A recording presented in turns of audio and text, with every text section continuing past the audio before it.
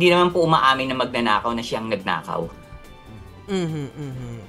Pero pwede mo bang ipaliwanag sa amin kung ano yung naging basis mo para sabihin na it's former Secretary Harry Roque. Siya talaga yung...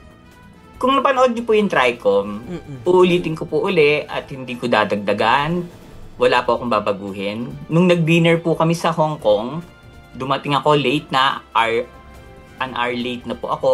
At nung dumating po ako, ang pinag-uusapan ay tungkol na po sa pulborong video na siya yung nagbibida. Na meron na daw picture. Meron na daw pong picture.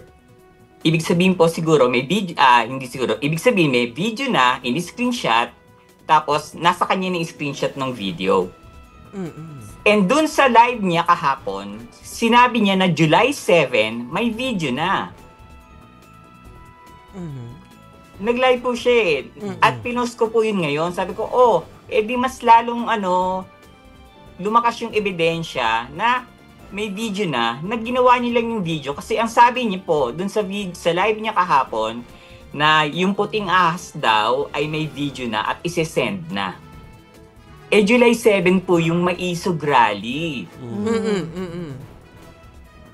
Yung dinner po namin is July 7 din po.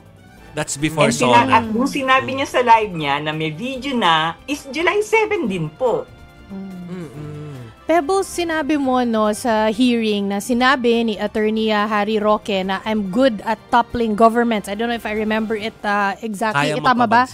Yes, Ganon, di ba? So, meron pa bang ibang sinabi si Attorney Harry Roque o yung mga kasamahan nyo dun sa private dinner or meeting o pagtitipon na yon that made you think na talagang made you claim and think and for sure na sisirain talaga nila or may planong sisirain si PBBM?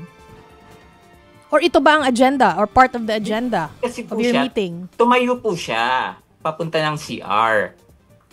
Pagtayo niya po, ang dialogue niya is, ang sinabi niya is, nagkamali sila. Magaling ako magpabagsak ng gobyerno. Tapos, lumakad na po siya. In fairness naman po dun sa mga vloggers, wala rin po silang alam tungkol dun sa pulborong video dahil hindi naman po pinakita ni Harry yung picture na sinasabi niyang meron na siya.